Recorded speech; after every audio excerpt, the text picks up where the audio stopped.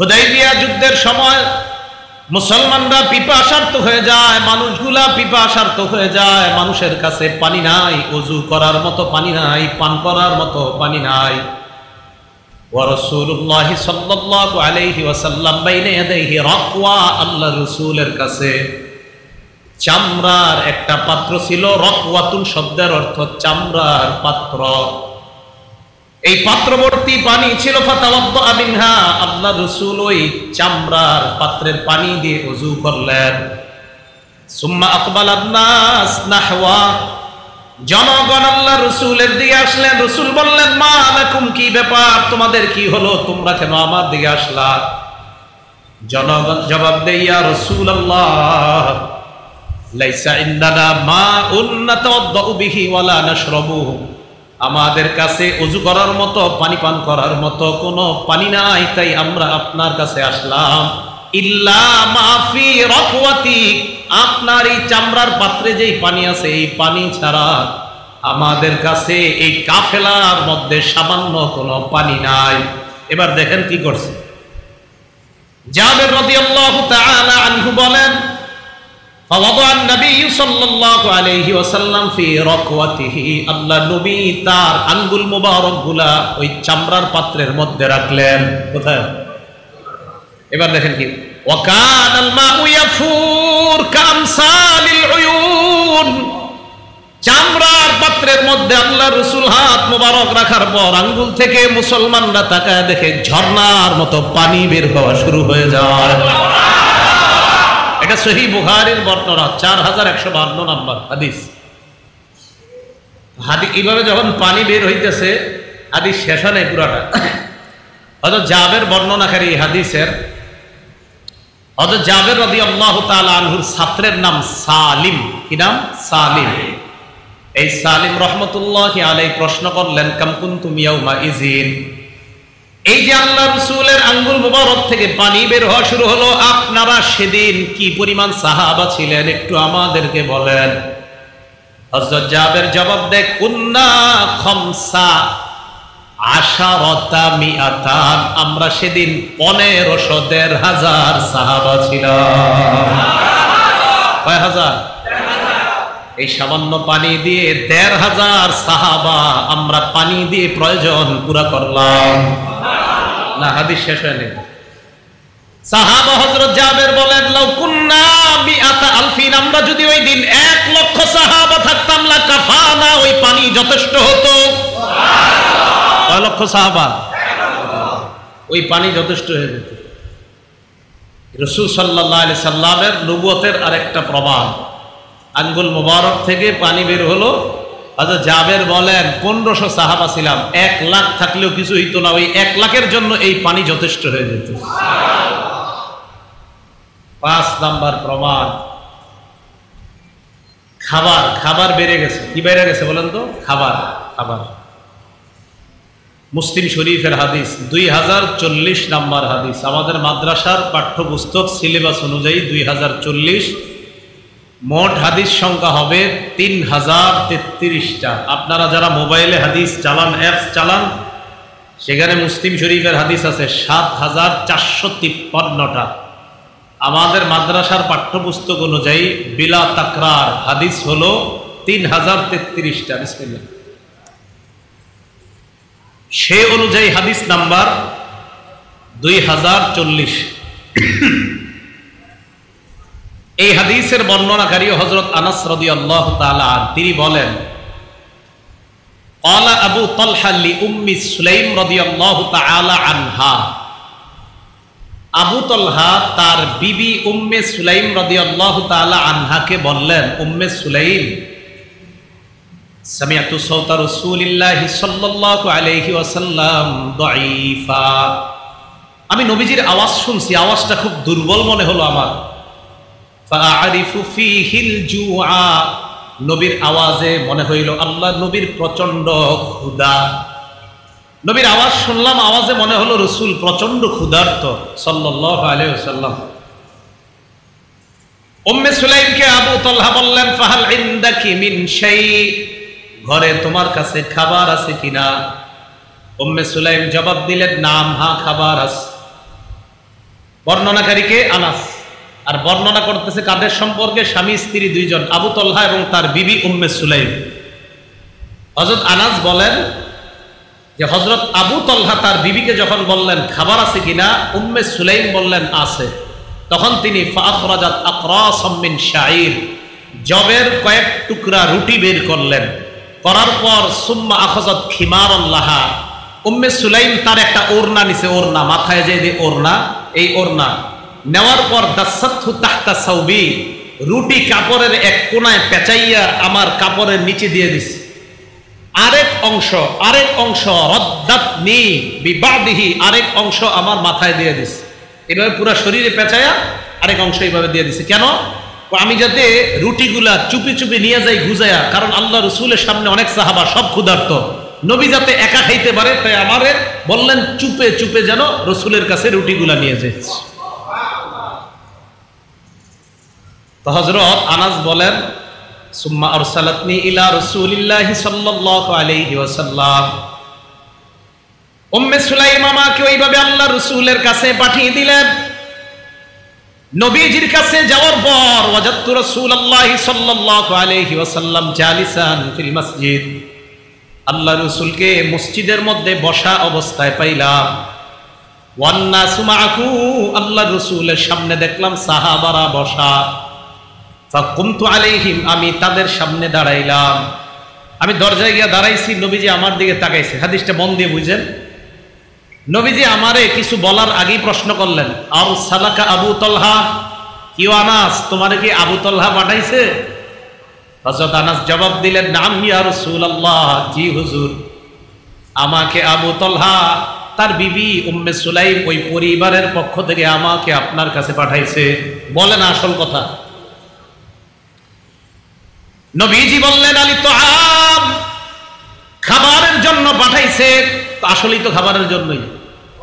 হযরত আনাস আর বলে না আমি গুজে আপনার জন্য খাবার আনছি, এটা বলে না, বলে নাম ইয়া রাসূলুল্লাহ, হ্যাঁ খাবারের জন্য পাঠাইছে। فقال رسول الله صلى الله عليه وسلم لمن معه قوموا, নবীজির সামনে যে সাহাবারা সবাইকে আল্লাহ নবী বললেন, ও সাহাবারা সবাই চলো আবু তলহার বাড়িতে দাওয়াত খাইতে যাও। হযরত আনাস বলতেও পারে নাই, হুজুর আমি তো আপনার জন্য বুইজা রুটি আনছি। এটা বলার আগে নবীজি কয়, চলো চলো আবু তলহার বাড়িতে দাওয়াত আছে। বাসায় কিন্তু কিচ্ছু নাই, রুটি টুটি বাসায় এখন আর নাই, সব ওই জায়গায়। আনাস রাদিয়াল্লাহু তাআলা আনহু বলেন, আমি পেরেশান হয়ে গেলাম, এখন কি করি? ফানতালাকতু বাইনা ইয়াদাইহি, আল্লাহর নবী চলতে লাগলেন, আমি আগে আগে চলতে লাগলাম। হাত্তা জিতু আবু তলহা, আবু তলহার কাছে আসলাম। আসার পর ফাখবারতুহু, পুরা ঘটনা কইলা বললাম। আবু তলহা তার বিবির কাছে যায়, যাওয়ার পর বলে, উম্মে সুলাইম জা রাসূলুল্লাহি সাল্লাল্লাহু আলাইহি ওয়াসাল্লাম বিন্নাস ওয়া লাইসা ইনদানা মা নুতইমুহুম, ও উম্মে সুলাইম, আল্লাহর নবী তো বিশাল বড় এক বাহিনী নিয়ে আমাদের বাড়িতে আসতেছে, আর এই পরিমাণ খাবার তো নাই যে খাবার দিয়ে এতগুলা মানুষের মেহমানদারি করতে পারি, এখন কি করা? উম্মে সুলাইম জবাব দিলেন, আল্লাহু ওয়া রাসূলুহু আ'লাম, আল্লাহ আর আল্লাহর নবী ভালো জানে। মহিলা জবাব দিলেন, আল্লাহ আল্লাহর নবী ভালো জানে, তুমি চুপচাপ থাকো, আসুক। সুবহানাল্লাহ, ঘরে কিচ্ছু নাই। নবীজি বাসার সামনে আসলেন। ফানতালাকা আবু তলহা, আবু তলহা আল্লাহর নবীকে ইস্তেকবাল করার জন্য বের হলেন। হাত্তা লাকিয়া রাসূলুল্লাহ সাল্লাল্লাহু আলাইহি ওয়াসাল্লাম, আল্লাহর নবীর সাথে সাক্ষাৎ করলেন। সাক্ষাৎ করার পর আল্লাহর নবী আবু তলহাকে বললেন, আবু তলহা চলো বাসায় যাই। ফাদাখালা, দুজন ঘরে প্রবেশ করলেন, সাহাবারা বাহিরে আছে। আবু তলহার সাথে ঘরে ঢোকার পর আল্লাহ নবী বললেন, হালুম্মি ইয়া উম্মে সুলাইম, ও উম্মে সুলাইম ঘরে কি আছে আমার সামনে আনো। উম্মে সুলাইম হযরতে আনাসের কাছ থেকে ওই যে রুটিগুলা নিয়ে আল্লাহ নবীর সামনে পেশ করলেন। নবীজি রুটিগুলা দেখা আল্লাহ নবী বললেন, আমার রাসূলুল্লাহ সাল্লাল্লাহু আলাইহি ওয়াসাল্লাম লুফাত, আল্লাহ নবী বললেন রুটিগুলা যেন টুকরা টুকরা করা হয়। উম্মে সুলাইম রুটিগুলা টুকরা টুকরা করছে, করার পর নবীজির সামনে উক্কাতাল্লাহ, বাসা থেকে ঘি দিছে। ঘি কি আছে বলেন তো? ঘি। নবীজির বললেন, হুজুর তরকারি নাই ঘরে, ঘি আছে। ঘি আর রুটি খাইতে কেমন লাগে আল্লাহ ভালো জানে। বাকি নবীজি যে ঘি আর রুটি খাইছে, নিশ্চিত ওই ঘি আর রুটি অনেক মজা ছিল। রাসূল আকরাম সাল্লাল্লাহু আলাইহি সাল্লাম ঘি আর রুটি যখন দেখলেন, দেখার পর হযরত আনাস বলেন, সুম্মা ক্বালা মা শাআ আল্লাহু আইয়াকুলা। ওই নবীজি কি জানি বলছে, জানি না, আল্লাহ জানে কি জানি বলছে। নবীজি মুখে কিছু একটা বলছে, কি বলছে আল্লাহ জানে। এবার আল্লাহ নবী বললেন, ইযাল্লি আশারা আনাস, বাহির থেকে যাও, আমার 10 জন সাহাবাকে ঘরে আসতে বলো। হযরতে আনাস বলেন, 10 জন সাহাবা ঘরে আনলাম। আনার পর নবীজি বললেন, তাদেরকে বলো রুটি খাইতে আর ঘি খাইতে। তারা রুটি খায় আর ঘি খায়। 10 জন পরিতৃপ্ত হয়, বাহিরে যায়। আল্লাহ নবী কয়, ইযাল্লি আশারা, আরো 10 জনকে আসতে বলো। আরো 10 জন আসে। আবার আল্লাহ নবী বললেন, আরো 10 জনকে আসতে বলো। আনাস বলেন, আরো 10 জন আসে। এইভাবে করতে করতে অন্নাসু সাবউন আও সামানুনা, 70 জন বা 80 জন সাহাবা পরিতৃপ্ত হয়ে রুটি খায়। কয়জন? রুটি ছিল কয়েক টুকরা, রুটি ছিল কয়েক টুকরা। তো হযরত আনাস বলেন, সেদিন দেখলাম কি আজীব ঘটনা ঘটাইল বাড়িতে। রাসূল আকরাম সাল্লাল্লাহু আলাইহি সাল্লামের নবুয়তের আরেকটা প্রমাণ পাইলাম, খাবার বেড়ে যাওয়া। 6 নাম্বার আরেকটা প্রমাণ, দুধ বেড়ে যাওয়া। দুধ বলেন কি বেড়ে যাওয়া? দুধ। দুধ সহিহ বুখারী হাদিস নাম্বার 6452 নাম্বার হাদিস, 6452, 6452। মোট হাদিস সংখ্যা হবে 7563টা। রাসূলের সাহাবা আবু হুরায়রা রাদিয়াল্লাহু তাআলা আনহুর বর্ণনা, তিনি বলেন, ইন্নী কুনতু লা আ'তামিদু বিকাবিদি আলাল আরদি মিনাল জু'i। আল্লাহর কসম, মাঝে মাঝে আমার এমন হইতো ক্ষুধার যন্ত্রণায় আমি এইভাবে উবুর হয়ে পড়ে থাকতাম, ক্ষুধার যন্ত্রণায়। আবু হুরায়রা বলেন, ওয়া ইন কুনতু লা আশুদ্দুল হাজারা আলা বাতনি মিনাল জু'। মাঝে মাঝে ক্ষুধার যন্ত্রণায় পেটের মধ্যে পাথর বাঁধতাম। আবু হুরায়রা বলেন, ফাকাতু ইয়াওমান আলা আত-তারিকিল্লাযী ইয়াখরুজুনা ফীহি রাসূলুল্লাহ সাল্লাল্লাহু আলাইহি ওয়াসাল্লাম ওয়া আবু বকর ওয়া উমর। একদিন আমি ক্ষুধার যন্ত্রণা সহ্য করতে না পেরে রাস্তার মধ্যে বসলাম। যেই রাস্তা দিয়ে আল্লাহ নবী যায়, আবু বকর যায়, ওমর যায়, ওই রাস্তার মধ্যে বসলাম ক্ষুধার যন্ত্রণা সহ্য করতে না পেরে। আবু হুরায়রা বলেন, রাস্তায় বসে আছি, ফামাররা বি আবু বকরিন, আমার সামনে দিয়ে আবু বকর সিদ্দিক রাদিয়াল্লাহু তাআলা আনহু গমন করলেন। ফাসআলতুহু আন আয়াতিন মিন কিতাবিল্লাহ, আল্লাহর কোরআনের একটা আয়াত সম্পর্কে আমি তাকে জিজ্ঞাসা করলাম। কাকে? আবু বকর সিদ্দিককে। কাকে? আবু বকর সিদ্দিককে কোরআনের এক আয়াতের ব্যাপারে জিজ্ঞাসা করলাম। আবু হুরায়রা বলেন, মা সালতুহু ইল্লা লিউশবিআনি, আমার জিজ্ঞাসা করার উদ্দেশ্য শুধুমাত্র একটা। প্রশ্ন করার পরে আবু বকর আমাকে বলবে, আবু হুরায়রা কিছু খাইছো কিনা? আমি বলবো না খাই নাই, তাহলে উনি আমাকে খাওয়াবে। এটাই ছিল প্রশ্ন করার উদ্দেশ্য। আবু বকর সিদ্দিককে প্রশ্ন করার উদ্দেশ্য এই যে আমি প্রশ্ন করার পর আবু বকর সিদ্দিক আমাকে বলবে, আবু হুরায়রা কিছু খাইছো? তো আমি বলবো না খাই নাই, তখন উনি আমাকে নিয়ে খাওয়াবে। এই ছিল আমার টার্গেট, আসলে প্রশ্ন কিছু না। তো আবু হুরায়রা বলেন, ফামাররা ওয়া লাম ইয়াফাল, উনি প্রশ্ন শুনলেন, কথাবার্তা বইলা চলে গেছে, কিছুই কয় না আমারে, খামু কিনা এই জাতীয় কিছু কয় না, চলে গেছে। সুম্মা মাররা বি উমর, এরপরে হযরত ওমর আমার সামনে দিয়ে রওনা করলেন। ফাসআলতুহু আন আয়াতিন মিন কিতাবিল্লাহ, হযরত ওমরকে আল্লাহর কোরআনের একটা আয়াতের ব্যাপারে জিজ্ঞাসা করলাম। মা সালতুহু ইল্লা লিউশবিআনি, ওমরকে ওই কারণেই প্রশ্ন করলাম, ওমর আমাকে বলবে, আবু হুরায়রা কিছু খাইছো কিনা? আমি বলবো না খাই নাই, তারপর আমাকে নিয়ে উনি খাওয়ানোর ব্যবস্থা করবে। এটাই ছিল আমার টার্গেট। আবু বকর গেলেন, হযরত ওমর গেলেন, ফামাররা ওয়া লাম ইয়াফাল, না খালি কথাবার্তা কইয়া চইলা যায়, খানার কথা জিগায় না। এবার মন দিয়ে শুনেন। সুম্মা মাররা বি আবুল কাসিম সাল্লাল্লাহু আলাইহি ওয়াসাল্লাম, এরপর আল্লাহ নবী আমার সামনে দিয়ে রওনা করলেন। করার পর তাবাসসামা রাসূলুল্লাহ হিনা রাআনি, আমার দিকে তাকায়া একটা মুস্কি হাসি দিলেন। তাকায় একটা মুস্কি হাসি দিছে। আবু হুরায়রা কয়, জানো কেন হাসি দিছে? নবীজি সাল্লাল্লাহু আলাইহি ওয়াসাল্লাম আরাফা মা ফি নাফসি ওয়া মা ফি ওয়াজহি, আমার মনে কি আছে আর আমার চেহারায় কি ফুইটা উঠছে আল্লাহ নবী বুঝতে পারছে, তাই নবীজি একটা মুস্কি হাসি দিছে।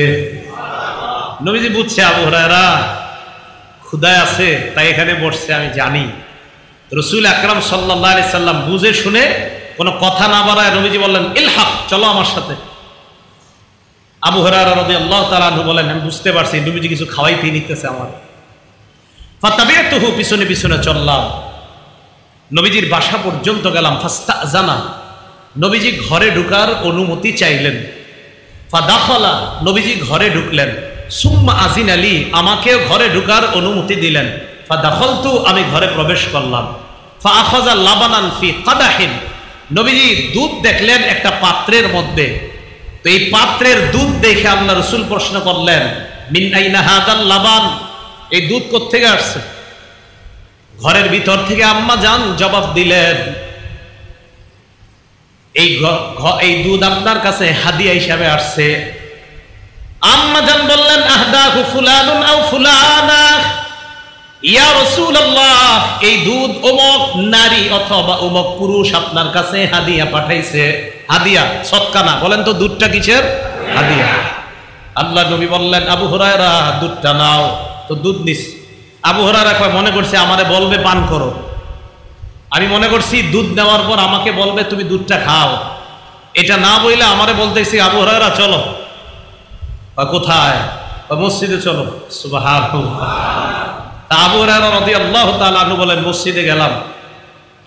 অথবা মসজিদের পাশে এক জায়গায় বা নবীজির বাসার সামনে নবীজি আমাকে বললেন, আবু হুরায়রা ইযহাব ইলা আহলি সুফফা ফাদউহুম লি, আহলে সুফফা আমার ছাত্র আরো যারা আছে তোমার সাথী ভাই সবগুলারে আমার কাছে দাওয়াত দিয়ে নিয়ে আসো। বর্ণনাকারী বলেন, আহলুস সুফফা আদিয়াফুল ইসলাম, আহলুস সুফফা নবীজির ছাত্ররা হলেন ইসলামের মেহমান। কিয়ামত পর্যন্ত মাদ্রাসার ছাত্ররা ইসলামের মেহমান। এই কথাটা মাথায় রাখবেন। এই জায়গাটা আমি যে কতবার পড়ছি আমার জীবনে আপনাদেরকে বলতে পারবো, শুধু এই জায়গাটা, আহলুস সুফফা আদিয়াফুল ইসলাম, আহলুস সুফফা আদিয়াফুল ইসলাম। কি চমৎকার কথা! রাসূলের ওই সুফফার ছাত্ররা এরা ইসলামের মেহমান। আমার বারবার মনে পড়ে যে কেমন যেন বলা হচ্ছে কিয়ামত পর্যন্ত মাদ্রাসার ছাত্র যারা আছে তারা আমি নবীর মেহমান, তারা ইসলামের মেহমান। আবু হুরায়রা রাদিয়াল্লাহু তাআলা আনহু বলেন, যখন বলছে ছাত্র ভাইদেরকে ডাইকে আনতে, আমি মনে মনে বললাম, মনে মনে। তো ওনার মনের কথাটা আবার হাদিসে উনি বইলা দিছে। সুবহানাল্লাহ। তো উনি বলেন, আমি মনে মনে বললাম, কুনতু আহাক্কা আন উসিবা মিন হাযাল লাবানি শারবা আতাকাওয়া বিহা, এই দুধ, একটুক দুধ তো আমি খাওয়ার, একটুক তো আমি খাইলে শেষ হয়ে যাবে, এটা খাইলে আমার একটু শক্তি হইতো। নবীজি সবাইরে ডাকতে বললেন, আমি আর কি পাবো? তো সবাইরে ডাক দিয়ে আনছে। আবু হুরায়রা বলেন, হুকুম পালন করা ছাড়া তো কোনো গতি নাই। সবাইরে ডাইকে আনছে। আনার পর নবীজি আমারে বলে, আবু হুরায়রা আতিহিম আতিহিম, তাদেরকে দুধ খাওয়াও। আবু হুরায়রা বলেন, ফাজআলতু আতিহি রাজুল, আমি দুধ এক ব্যক্তিকে দিলাম। ফায়াশরাবু, পান করলেন। পান করার পর হাত্তা ইয়ারওয়া, উনি পরিতৃপ্ত হয়। সুম্মা ইয়ারুদ্দু আলাইয়া, এরপর দুধের পেয়ালাটা আমার কাছে দেয়। আবার আমাকে আল্লাহ নবী বলে, এর পরের জনকে দাও।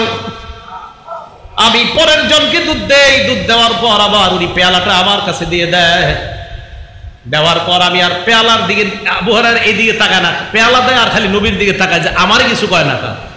নবীজির দিকে তাকায়, নবী কয়, পরের জনকে দাও। এইভাবে দিতে দিতে আমি দুধ পান করাইলাম।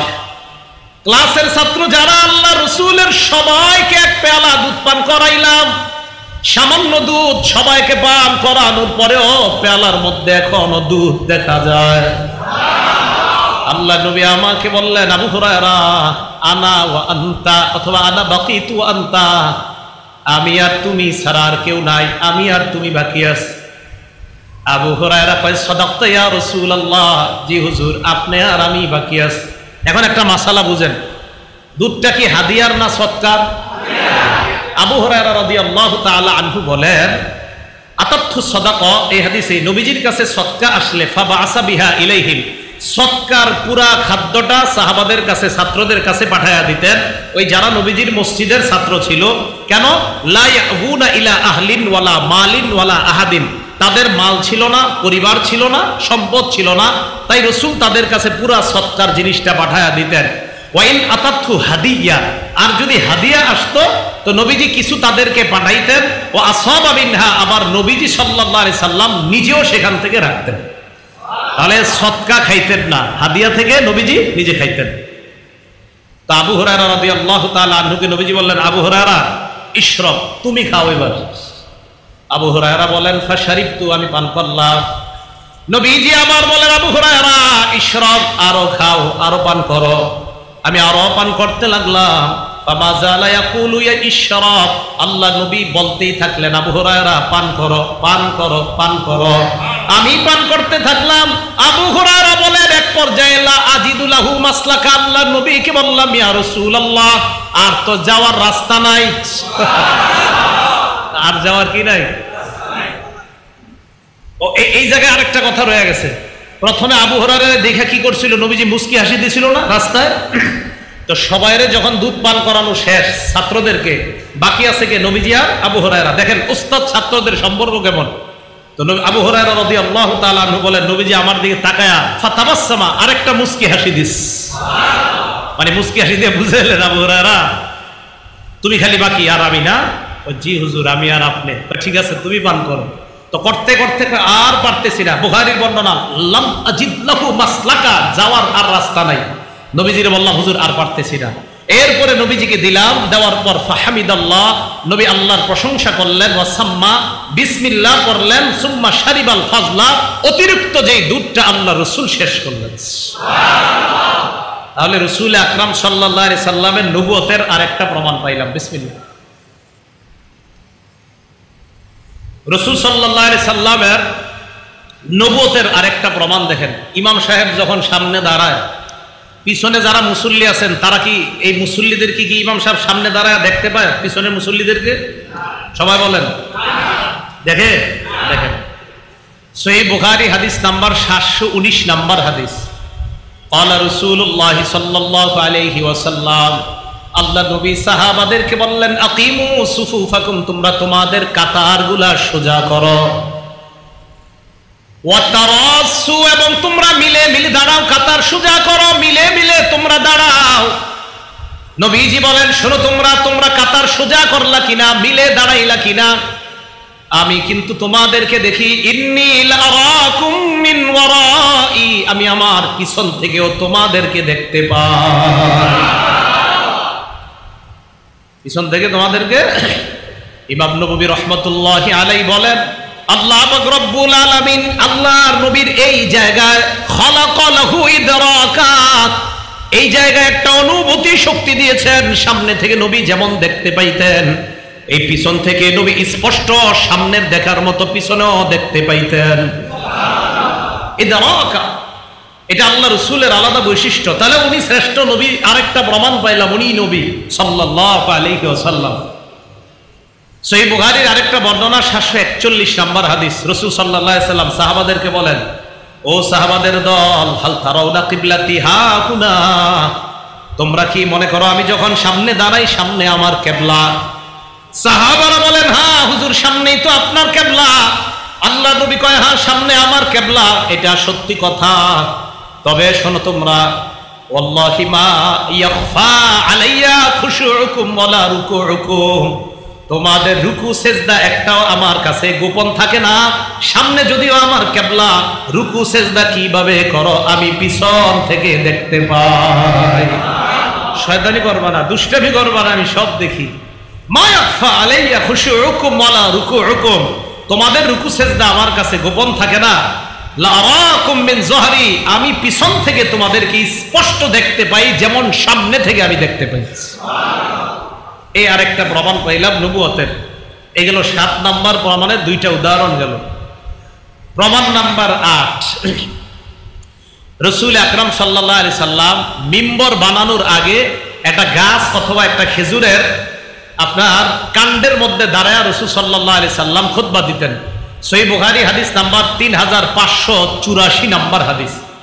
এই হাদিসের মধ্যে আসছে আল্লাহর নবী সাল্লাল্লাহু আলাইহি ওয়াসাল্লাম কানা ইয়াকুমু ইয়াউমাল জুমআতি ইলা শাজারাতিন আও নাখলা।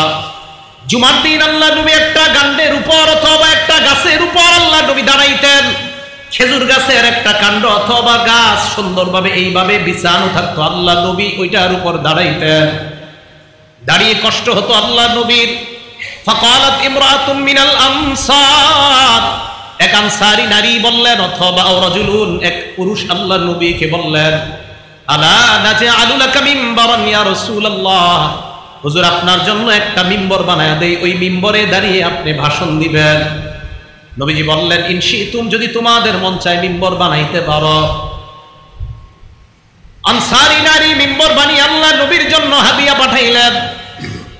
হাদিয়া পাঠানোর পর মিম্বরটা যখন স্থাপন করা হয়, আল্লাহর নবী মিম্বরের উপর দাঁড়াইলেন, দাঁড়িয়ে ভাষণ দেওয়া শুরু করলেন। ফাসাহাতিন নাখলা, ওই যে খেজুর গাছের কাণ্ড অথবা গাছের উপর দাঁড়িয়ে ভাষণ দিতেন, ভর করে ভাষণ দিতেন, ওটা পাশেই ছিল পড়া। ফাসাহাত, ফাসাহাত, হাদিসের বর্ণনা ফাসাহাত কাসিয়াইস সাবি, বাচ্চা যেমন হাউমাউ করে কান্না করা শুরু করে দেয়, ওই গাছের কাণ্ডটা অথবা গাছের টুকরাটা বাচ্চার মতো চিৎকার করে কান্না করা শুরু করে দেয়। ফানাজাল রাসূলুল্লাহ, নবী মিম্বর থেকে নামলেন, নামার পর ফাযাম্মা, এটাকে এইভাবে নবী ধরলেন, সান্ত্বনা দিলেন। তাইন্নু, তাইন্নু এর পরে আসছে তাইন্নু কাদিনিস সাবিগি, কান্না আরো বাড়ছে। এটা যখন এমনি ধরছে, এটার কান্না আরো বাড়ছে। কান্না বাড়ার পর রাসূল আকরাম সাল্লাল্লাহু আলাইহি ওয়াসাল্লাম সান্ত্বনা দিতে থাকলেন। থামছে কখন? এটা আবার ইবনে মাজার বর্ণনা আসছে 1415, মানে 1415 নাম্বার হাদিস ইবনে মাজার।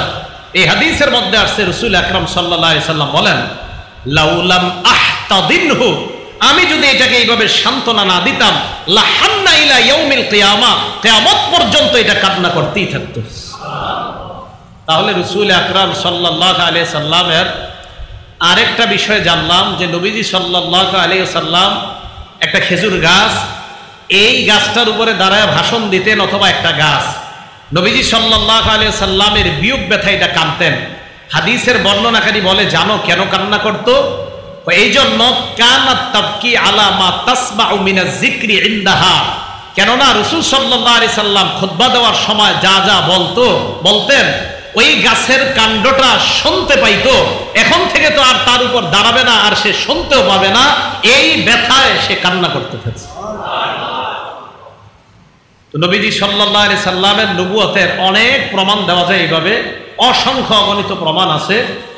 শুধু এতটুকু প্রমাণ আমরা জানলাম যে আল্লাহ রাসূল সাল্লাল্লাহু আলাইহি সাল্লাম যে নবী এবং শ্রেষ্ঠ নবী, অসংখ্য প্রমাণ আমরা জানলাম।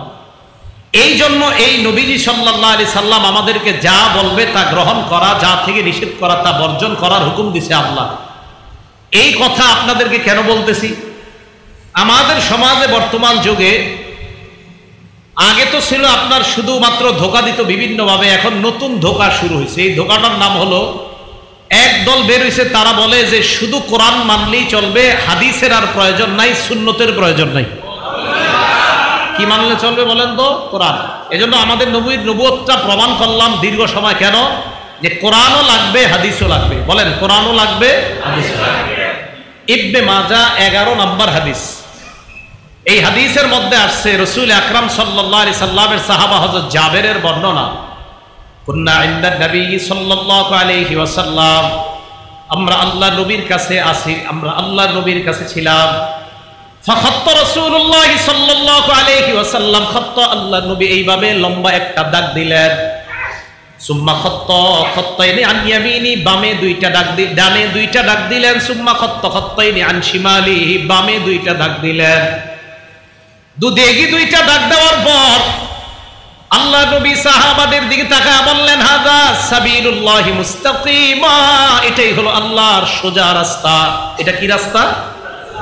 মাঝের রাস্তাটার উপর ওয়াদা ইয়াদাহু ফিল খাত্তিল আওসাত, মাঝের রাস্তাটার উপর আল্লাহ নবীর হাত মুবারক রাখলেন।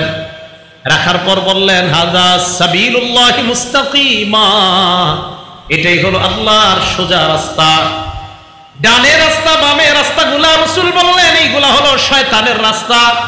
সোজা রাস্তায় আল্লাহ ডাকে, আমি ডাকি। বলেন, সোজা রাস্তায় আল্লাহ ডাকে, তার নবী ডাকে। সোজা রাস্তায় আল্লাহ ডাকে, তার নবী ডাকে। আশেপাশের বাঁকা রাস্তাগুলায় শয়তান ডাকে। কে ডাকে? জোরে বলেন, কে ডাকে? এবার মন দিয়ে বুঝেন, তাহলে শয়তান ডাকে। এবার পরের হাদিসটা শোনেন। তাহলে সোজা রাস্তা, বলেন কোরআন সুন্নাহর রাস্তা হলো সোজা রাস্তা। সবাই বলেন,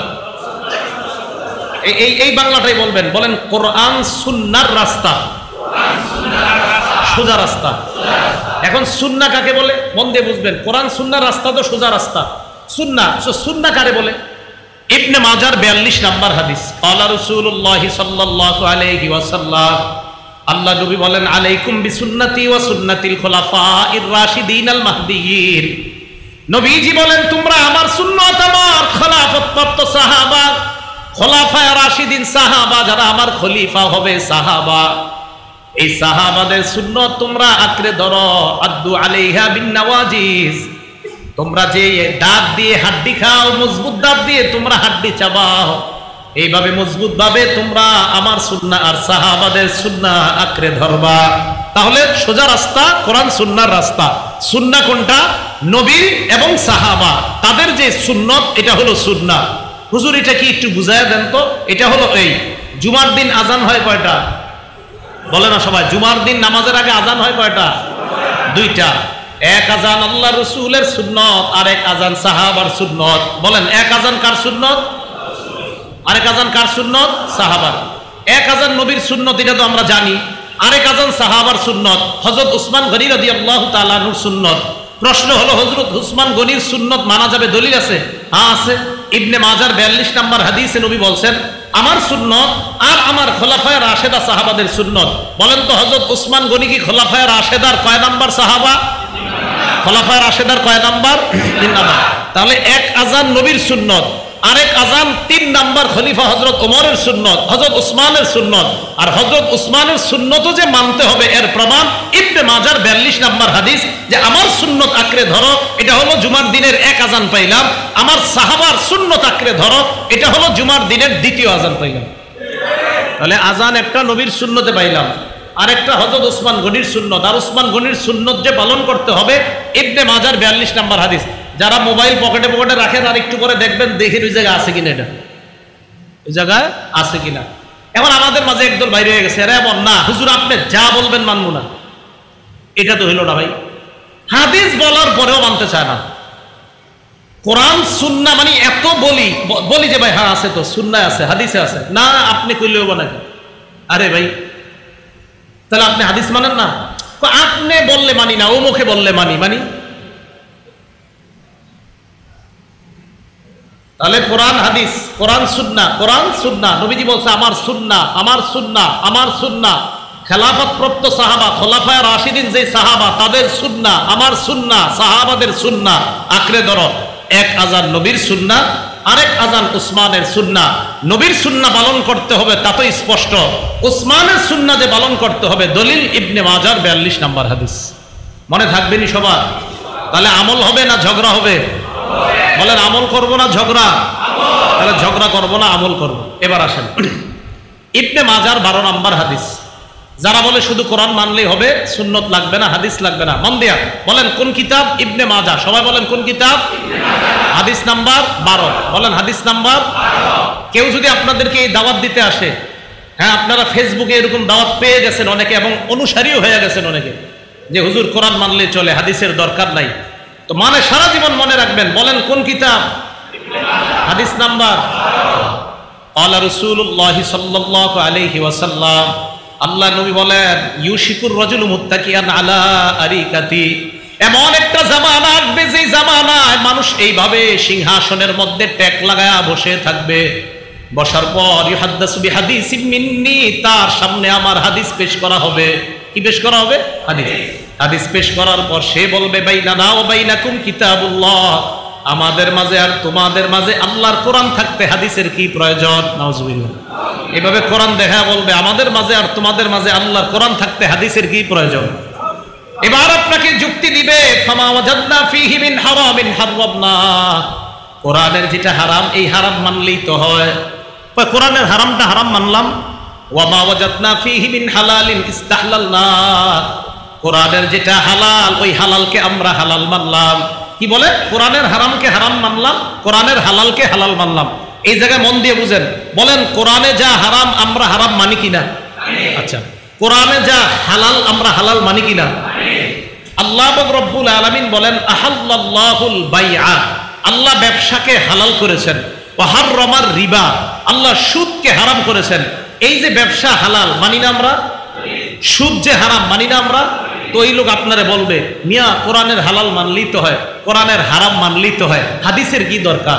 এবার নবীজি বলেন আলা ওয়া ইন্নামা হাররামা রাসূলুল্লাহ মিসলু মা হাররামাল্লাহ, যারা বলে শুধু কোরআন মানলেই হয়, হাদিসের কোনো দরকার নাই, ওই ব্যক্তিদেরকে জানায়া দিবা আমি নবী যেটাকে হারাম করি, আমার হারাম করাটা আল্লাহর কোরআনের হারাম করার মতো হারাম হয়ে যায়। কোরআনের হালাল আমি নবীর হালাল, কোরআনের হারাম আমি নবীর হারাম, এটা একরকম। কোরআনের হালাল যেমন মানতে হবে, আমি রাসূল যেটাকে হালাল করেছি এটাও মানতে হবে। কোরআনের হারাম যেমন মানতে হবে, আমি নবী যেটাকে হারাম করেছি এটাও মানতে হবে। কোরআনে বলছে নামাজ পড়ো, কোরআনে বলছে রুকু করো, কোরআনে বলছে সেজদা করো। কোরআনের কোথাও নাই এশার নামাজ ফরজ 4 রাকাত, কোরআনের কোথাও নাই মাগরিব ফরজ 3 রাকাত, কোরআনের কোথাও নাই ফজরের নামাজ ফরজ 2 রাকাত, কোরআনের কোথাও নাই জোহরের নামাজ ফরজ 4 রাকাত, কোরআনের কোথাও নাই আসরের নামাজ ফরজ 4 রাকাত। কোরআনে আছে নামাজ পড়ো, কোরআনে আছে রুকু করো, কোরআনে আছে সেজদা করো, হাদিসে আছে ফজরের নামাজ ফরজ 2 রাকাত, হাদিসে আছে জোহরের নামাজ ফরজ 4 রাকাত, হাদিসে আছে আসরের নামাজ ফরজ 4 রাকাত, হাদিসে আছে মাগরিবের নামাজ ফরজ 3 রাকাত, হাদিসে আছে এশার নামাজ ফরজ 4 রাকাত। যারা বলে শুধু কোরআন মানলেই হবে, হাদিসের কোনো দরকার নাই, তারা ছলে বলে কৌশলে মুসলমানদেরকে এই নামাজ থেকে দূরে সরানোর চেষ্টা করে। কারণ আপনারা যখন কোরআনের অনুসারী বানাবে তখন আপনারা বলবে কিও আজকে কি অবস্থা, ফেসবুকে আপনার সাথে কথা বলবে, তখন আপনারা বলবে কি খবর, কোত্থেকে আসলা? তো আপনি বলবেন আমি এশার নামাজ পড়ে আসছি। এই মিয়া এশার নামাজ পড়ছো যে তুমি কিভাবে পড়ছো? তো আপনি বলবেন 4 রাকাত ফরজ পড়ছি, 2 রাকাত সুন্নত পড়ছি, 3 রাকাত বিতির। তো যিনি আপনাকে গুরু সাহেব আপনাকে বলবে তুমি এশার নামাজ 4 রাকাত এটা কোরআনে পাইছো কোথাও? দেখেন কি করে। তো ওই ব্যক্তি আপনি দেখেন কোরআনের অনুসারী, হাদিস তো মানেন না, পুরা কোরআন ঘাটলে দেখবেন এশার নামাজ যে ফরজ 4 রাকাত নাই। তখন আপনি তো ছাত্র, গুরু সাহেব বুঝাবে এই মিয়া কোরআনে যেটা নাই, কোরআন আছে নামাজ পড়ো, কিন্তু এইভাবে পড়ো এটা তো কোরআনে নাই। তো তুমি একভাবে আল্লাহরে ডাকলেই তো হয়, নামাজ 4 রাকাত এইভাবে পড়তে হবে, এটা তো কোরআনে নাই। হ্যাঁ ঠিকই তো বলছেন, এটা তো কোরআনে নাই। বাস্তব কথা কি জানেন? আসাদ গেট মসজিদের সামনে আমি তারাবি নামাজ 11 বছর পড়াইছি, মোহাম্মদপুর আসাদ গেট। এই আসাদ গেট মসজিদের সামনে জোহরের নামাজের পর আমি বের হইয়া টুপি দোকানের সামনে দাঁড়ানো, তো এক ব্যক্তি আরেক ব্যক্তির সাথে কথা বলতেছে। কথা বলতে বলতে হঠাৎ ওই ব্যক্তি তাকে পাল্টা বললো আপনি জোহরের নামাজ পড়ছেন? উনি পাল্টা ওই ব্যক্তিকে বলতেছে জোহরের নামাজ আপনি পড়ছেন? তো উনি বলছেন হ্যাঁ ভাই জোহর তো পড়ছি। কয় রাকাত? 4 রাকাত। আমি ওই পাশে দাঁড়ানো, 4 রাকাত যে জোহরের নামাজ এটা কোরআনের কোথায় লেখা আছে? তখন তো বুঝা ফেলছি এই লোক তো বড় রোগে পড়ে গেছে। জোহরের নামাজ যে 4 রাকাত এটা কোথায় আছে এটা বলে ফেলছে। তাহলে এই যে বিষয়গুলা দেখেন, ওই যে কোরআন আমি বুঝছি নিশ্চিত কোরআনের অনুসারী, যে হাদিস মানা দরকার নাই, তো বলতেছে উনি ওনারে কোরআনে আছে নামাজ পড়ো, কোরআনে রুকু করা আছে, সেজদা করো, কিন্তু আপনি যে এইভাবে রুকু করতে হবে, এইভাবে সেজদা করতে হবে নামাজ, এটা কোরআনের কোথায় আছে? ওই ব্যক্তিরে বলতেছে। তো বেচারা তো জানে না আসলে কোরআনে তো নাই। তা আমি এমনি বলছি, আমি হ্যাঁ আছে, কোরআনই আছে, জোহর 4 রাকাত পড়তে হবে, আপনি পড়েন। এখন কয় আপনি শিওর? আমি হাফেজ, আমি শিওর না, আছে যান পড়েন। টেনশনে পড়ে আছে, আমি হাফেজ, আমি বলতেছি আছে, আপনি যান পড়েন, 4 রাকাত কথা কোরআনই আছে। এখন উনি কয় কোথায় আছে? তখন সূরা হাশরের এই আয়াত, আমি যে আয়াত আপনাদের সামনে পড়ছি, ওমা আতাকুমুর রাসূলু ফাখুযুহু, নবী তোমাদেরকে যা দিয়েছেন তোমরা গ্রহণ করো। নবী বলেছেন জোহরের নামাজ 4 রাকাত, অতএব 4 রাকাত পড়ো। এটা বললাম আমি, নবীজি বলছে জোহর 4 রাকাত পড়েন, আর নবীর কথা মানতে হবে, এটা আল্লাহ বলে দিয়েছে পড়েন। ভাই কথাগুলো কি বুঝছেন সবাই? তাহলে কোরআন সুন্নাহ এইটার না পথের নাম হলো সিরাতে মুস্তাকিম। আশেপাশের যেই পথগুলো এগুলো পথভ্রষ্টতার রাস্তা। আবার আসেন আগের কথায়, নবীজি সাল্লাল্লাহু আলাইহি সাল্লামের কথা কেন মানতে হবে? অনেকগুলো প্রমাণ দিয়ে আমরা প্রমাণ করলাম উনি যে শ্রেষ্ঠ নবী, উনি একমাত্র নবী, এবং ওনার কথা কেন মানা লাগবে। এরপরে বললাম কোরআন সুন্নাহ উভয়টা মানতে হবে। শুধু কোরআন মানবেন, শুধু হাদিস মানবেন এমনটা না, কোরআন সুন্নাহর সমন্বয় উভয়টা মানতে হবে। এরপরে আমরা বললাম শুধু কোরআন মানলে কি কি ক্ষতি হতে পারে, যে শুধু কোরআন মানলে মানুষ নামাজ যে পড়বে এই পদ্ধতি শুধু কোরআনে নাই। এই জন্য একটা বাংলা মনে রাখবেন, বলেন কোরআনের বাস্তব ব্যাখ্যার নাম, বলেন হাদিস। বলেন কোরআনের বাস্তব ব্যাখ্যার নাম হাদিস। এই পুরোটা বলেন তো বাংলাটা, মনে থাকবে ইনশাআল্লাহ।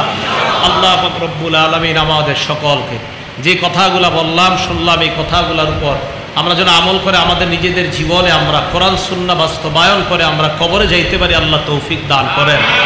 আমিন। ওয়া আখিরু দাওয়ানা আনিল হামদুলিল্লাহি রাব্বিল আলামিন।